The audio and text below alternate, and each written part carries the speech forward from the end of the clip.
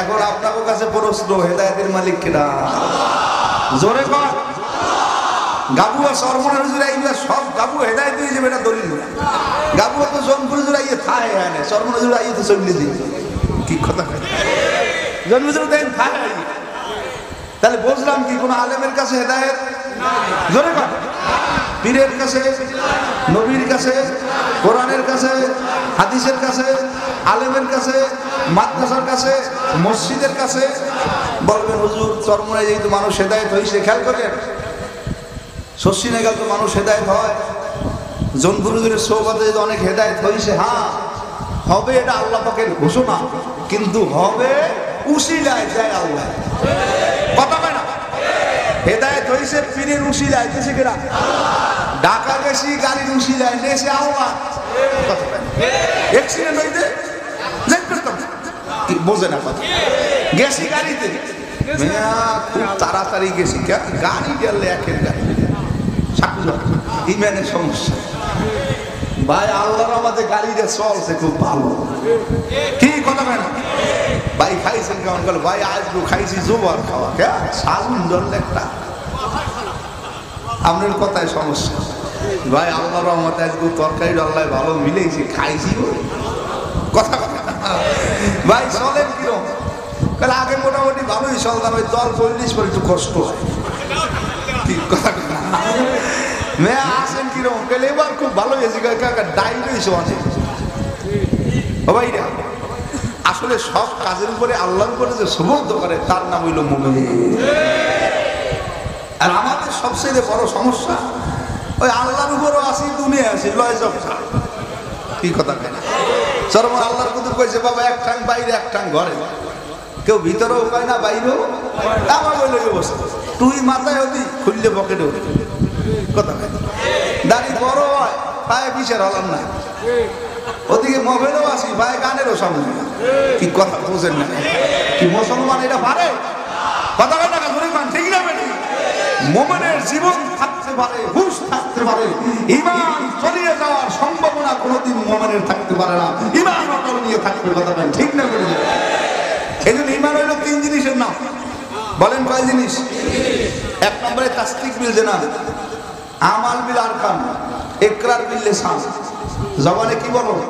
লা ইলাহা ইল্লাল্লাহ। দিলে দিলে বিশ্বাস করো আল্লাহ বাদে কেউ মাবুদ, সেই অনুযায়ী জমিনে কাজ করো, সব ক্ষমতার মালিক কে? হয় না? জোরে বলেন কে? আমি কিন্তু বয়ান শুরু করি নাই, কথা বলতে আসি। এখন কি বুঝাইলাম? হেদায়েতের মালিক আল্লাহ। আচ্ছা আল্লাহ পাক হেদায়েত দেবে কিসের উসিলায়? এই জন্য আল্লাহ পাক কোরআন দেশে। বলেন কি দেশে? হাদিস, ওলামায়ে কেরাম, ইজমা কিয়াস, মসজিদ মাদ্রাসা। এক কথায় দিনই কোনো কাজের সঙ্গে যখন মানুষ জড়ায়, আল্লাহর কাছে হেদায়েত চায়, আল্লাহ পাক ওয়াসওয়াতুনি আস্তাজিবলাকুম, বান্দা চাইবে আমি আল্লাহ পাক। কারি ইব্রাহিম হুজুরি রহমাতুল্লাহ এক ব্যক্তি প্রশ্ন করলেন, হুজুর আল্লাহ পাক হেদায়েত নিজের কাছে রাখলেন কেন?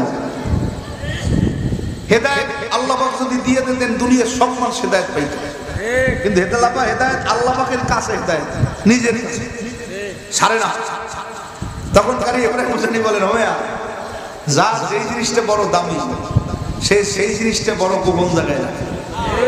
আচ্ছা বলেন, স্ত্রী সোনা গয়না দাম নেই বানাই দিলেন, রুলি কানের ডাকেরটা বাজে বল থুইছে কই জানেন? কথা কোনো বানায় কইতে পারেন যে আমার রুলি মুখ খান, ও সুখ বেশি কাল পরে পর্তুগালি কোনো ফেরত দিয়েছে, টাকা নেয় কানে কানে কয় অমুক পাইডের নিচি বলো। কি কথা কেন? বোঝে পালা বেতালা যাই বুঝি। কি কথা কেন? খালি মহিলা বন্ধু দেন, আপনাকে যারা ব্যাংকে অ্যাকাউন্ট আছে মোটামুটি সবাই তো একটা অ্যাকাউন্ট করলে ব্যাংকে এটিএম কার্ড। কথা বলেন যে আপনার এটিএম কার্ডের নাম্বারটা বউ জানে নেই? কথা কেন? আমারটা তো জানে, কি আপনি কোনটা জানেন? তাহলে বুঝলাম কি যেই জিনিস যত গোপন, উচ্চ, উন্নত, দামিও, ওই জিনিস যত গোপন জায়গায় রাখে। কথা কর। কারণ ইব্রাহিম হুজুরি বলছে হেদায়েত আল্লাহ পাকের কাছে সবচেয়ে দামি জিনিস। এই জন্য আল্লাহ পাক হেদায়েত তার নিজের কাছে রাখছে। বান্দা চাবে আল্লাহ পাক দিয়ে দেবে। কোন বান্দা চাবে আল্লাহ পাক। আচ্ছা ভাই, এই যে অনেকে নামাজ পড়ে না, দিন মানে না, ইসলাম মানে না, আল্লাহ পাক চাইলে সবাই নামাজ পড়াইতে পারতে না? যদি বলতে যারা এশারের নামাজ না পড়বে সারা রাত পেটে ব্যথা করে। গার্গ মসজিদে 25 ফিরে সারে জামাত মানুষ ঢুকতে, হিন্দু বৌদ্ধ খ্রিস্টান নাসারা যদি ধ্যান না যখন বন্যা শুরু হয়, আমাদের বাড়ির পাশে হিন্দু বাড়ি ছিল, নারায়ণ শীল কার্তিক শীল, আমাদের বাড়ি আইতে যাইতে দাদায় কয় যখনই বন্যা শুরু হইতো তখন এই কার্তিক শীল নারায়ণ শীল আইয়ে কইতো মেরদার ভয় যান দেন কি গো দাদা কার্তিক শীল নারায়ণ শীল, তোমরা দি হিন্দু মোরা দি মুসলমান, তোমার ভয় যান তোমরা দিত কারণ মেরদার ভয় যান দিয়ে বন্যে থামান হিন্দু মুসলমান হইবে পরে কথা কথা।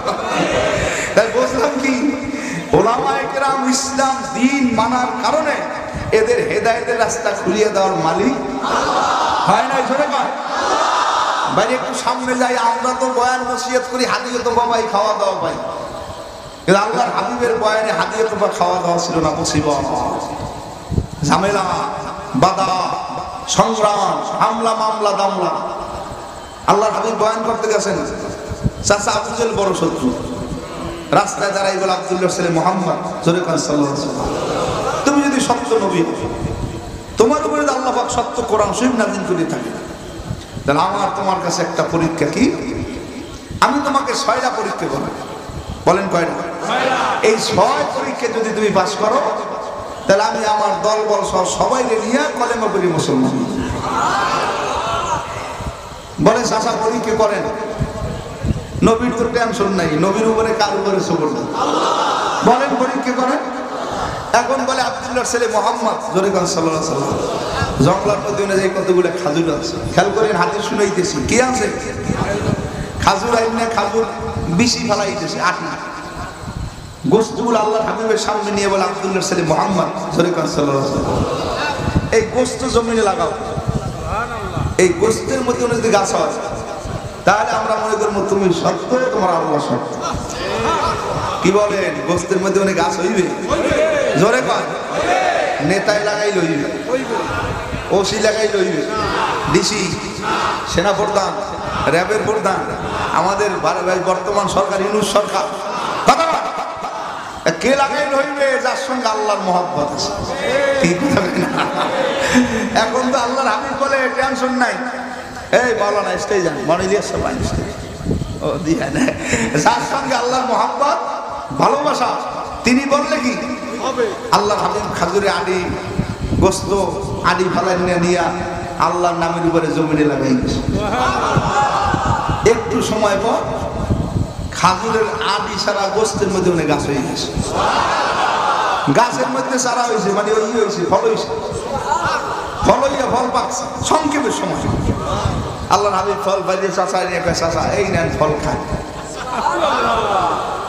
চাচায় ফল খাইয়ে দেয় মধ্যে আডি ও ভাই এই খাজুরের মধ্যে আডি নাই একই তোমার জাদু?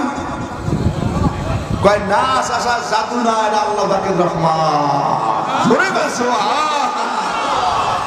এরপরে আল্লাহর হাবিবের কাছে যে আব্দুল্লাহর ছেলে মুহাম্মদ ডাক দিয়ে বলে ও আমাদের আব্দুল আজিজ সহ যারা মোটরসাইকেল হুজুর আগে আনতে যাইবে, যাদেরই গাড়ি আছে আমরা যাই, ওটো গেলে টোলের এবার হইলেই ভালো আছে, চৌরাস্তায় যাইবে না, টোলের এবার ব্রিজের পাশে থাকলে ওনারা যান, হুজুর হয়তো কাছাকাছি চলে আসছেন ইনশাআল্লাহ।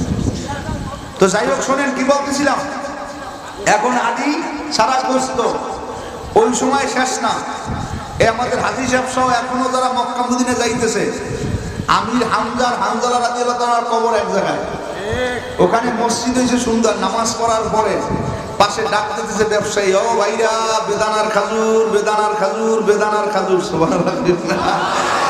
আপনার হাজার হাজার হাজার হাজার মন খাজুর, যে খাজুরের মধ্যে আডি নেই, জোরে বল সুবহানাল্লাহ।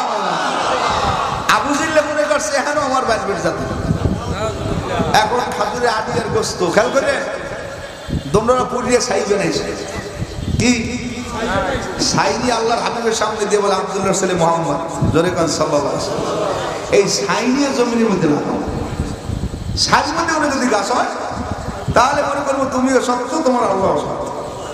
নবীর তো টেনশন নাই, আল্লাহ কি বলছেন ওরাফা আনা লাকা যিকরা, দোস্ত আপনার সম্মান আমি এত বাড়াইছি দুনিয়ার কেউ জানে না। কেমন সম্মান, রাস্তা দিয়ে হাঁটিয়ে গেলে মেঘে ছায়া যায়। কেমন সম্মান, গায়ে মশা করে না। কেমন সম্মান, গায়ে মাছি করে না। কথা বলে কেমন সম্মান, যেই রাস্তা দিয়ে যাই ওই রাস্তায় করে 3 দিন সুন্দর গেরানি। এক সাহাবী বয়ান করে আমরা সবসময় নবীর গাছ সঙ্গে রুমাল নিয়ে থাকতাম। হ্যাঁ না, শুনেন হাদিস বলতেছে, ওরে ওলামায়ে কেরাম এখানে যখনই আল্লাহর হাবিবের গায়ে কখনই দেখতাম আল্লাহর হাবিবের ঘাম দেশে টপ করে রুমাল লাগাবার জন্য ব্যস্ত। যে রুমাল লাগাইতো, যার রুমালে এক ফোঁটা ঘাম ধরতো, কিয়ামতের আগে ওই রুমালটা কোনোদিন ধরবে না। জোরে কইবেন না সুবহান। রহমতের নবী কেমন নবী, আল্লাহ পাক তাকে কেমন সম্মানী বানাইছেন। শোনেন, বাড়ির মধ্যে পরামর্শ হইছে যে উট কোরবানি করবে। কি উট দুর্বল, একটা উট আর একটা উটনি। হাদিসের মধ্যে আছে বাড়ির মালিক বলল উটনিটা দুর্বল হয়ে গেছে, শরীর ভালো না, বাচ্চা দেয় না, দুর্বল অসহায়। তাহলে উটনিটাকে এখন গোশত জবাই করিয়ে নিজেরা কিছু খামো আর কিছু বিক্রি করবে। উট কি করবে? কোরবানি করবে না, বিক্রি করবে। গরু বুড়ো হয়ে গেছে উটনি। উটনি এই খবর পাইয়া আবার কোন ও আলহামদুলিল্লাহ এখনই রওনা করবে। আমাদের আব্দুল আজিজ ভাই সব আমরাও চাই, আমাদের দায়িত্বশীল স্যার আপনারা থাকেন। এছাড়া আমাদের আব্দুল আজিজ ভাই সহ যারা গাড়ি আছে, অল্প সময় হুজুর আল্লাহদের সৌগতে যদি যান একটু আগে আনলেন। যাদের গাড়ি আছে সম্ভব হলে একটু যান, এখনই গাড়ি যাইতেছে। আর আপনারা যারা যাইবেন ওই যে টোলের এপার থাকলেই ভালো হইবে, ব্রিজের কাছাকাছি যাইতে কষ্ট না। এই ব্রিজ আমাদের হুজুর আর আমরা যাই আগে জানতে হবে। মাশাআল্লাহ, হ্যাঁ এদিকে থাকবেন, ফিরে গিয়ে যাতে সময় না হয়, রাত্রে ছোড়ন দেওয়া কষ্ট। তো যাই হোক, আলহামদুলিল্লাহ কি বলতেছিলাম, এই উটনি জবাই করিয়ে খাওয়ার পরে উটনিকে মরুভূমির জাহাজ বলা হয়। উটনির মধ্যে আল্লাহ পাক ভালো মেধা জ্ঞান শক্তি দান করছে। উড়ে খেয়াল পাইছে, পরামর্শ শুনছে জামাকে সকালে জবাই করবে। রাত্রে দড়ি চেঁচাইতে চেঁচাইতে চেঁচাইতে চেঁচাইতে ঘুরে করে দড়ি ছুড়েই গেছে। ছুটতে নিরাপদ জায়গা কই? উটনি মনে মনে ভাবে আমার নিরাপদ জায়গা হইলো রহমতের নবীর কাছে। হাদিস শুনেই দিছি, কিচ্ছা বলে উটনি রহমতের নবীর কাছে মসজিদে ফজর নামাজের পরে গলা ঢুকাই দিয়েছে মসজিদে, বড় গলা। আল্লাহর হাবিব জিকিরের মসজিদে আইয়া নবীর সামনে দাঁড়ালেন, উট নবীর কান্দে গলা দিয়েছে।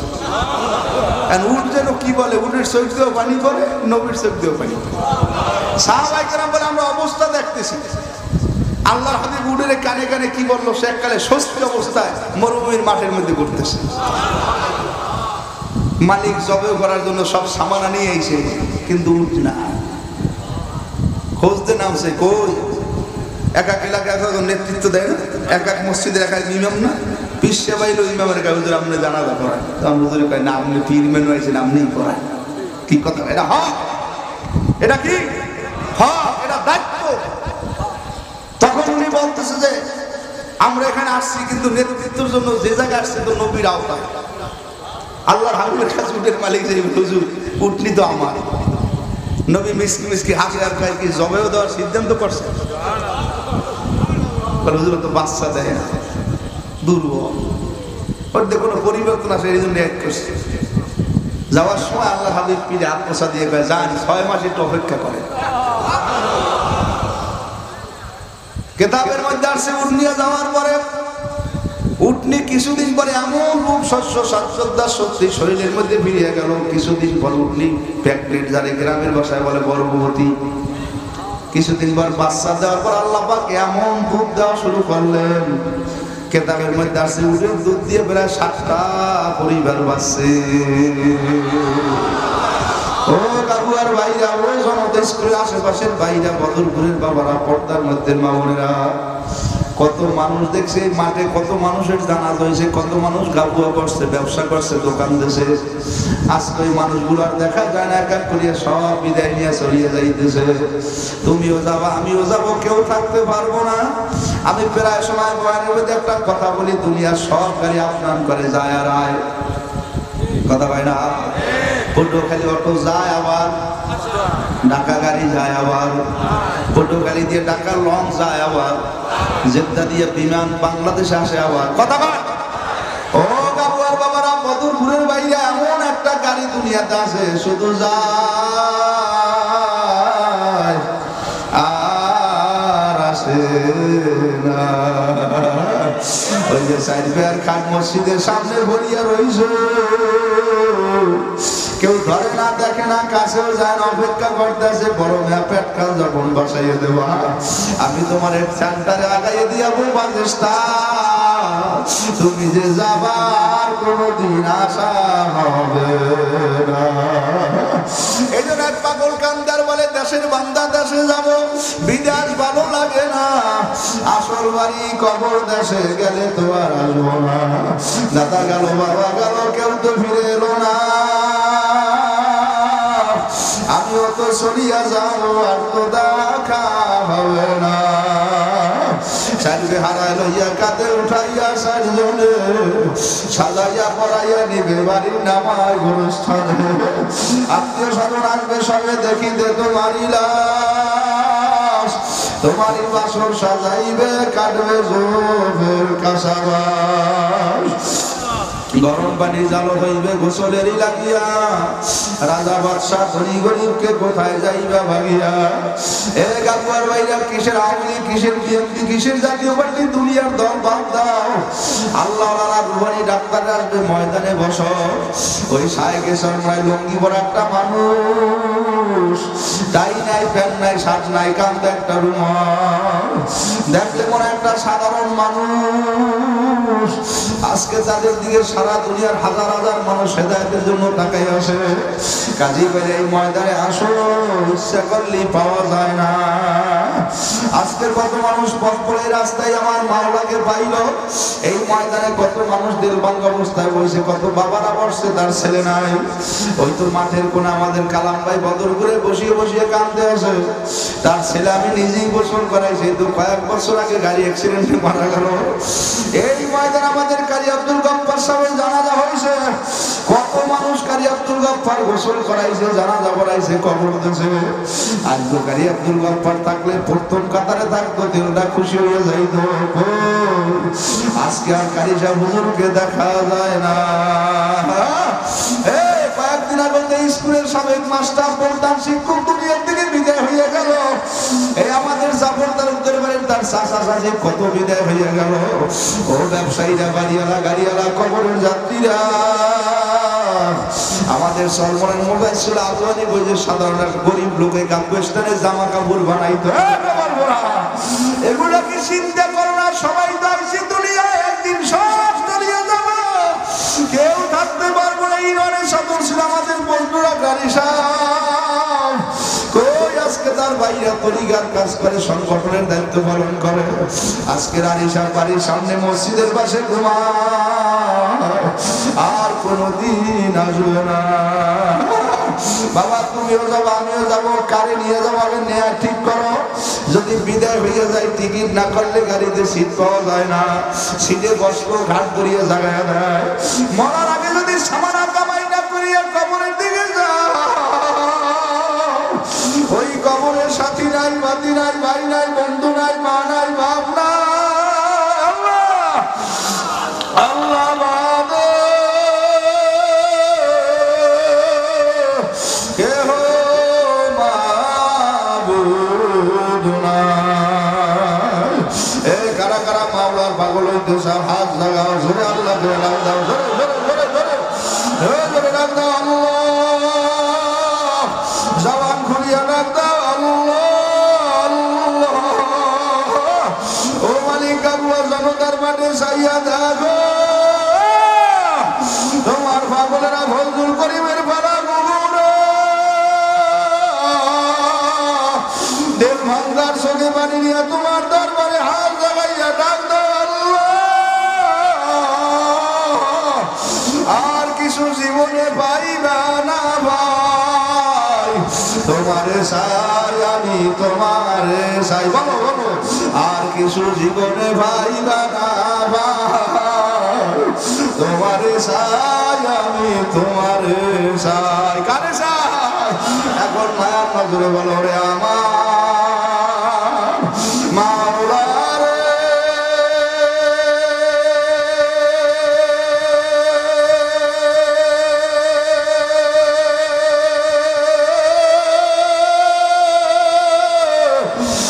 আমার দয়া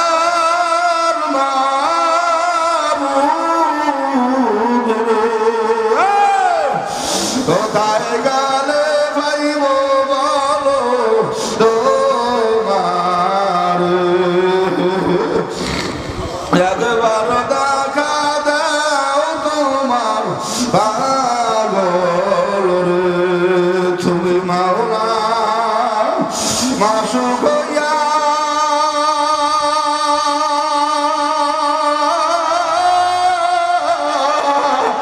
মোদের পাগল বানায়া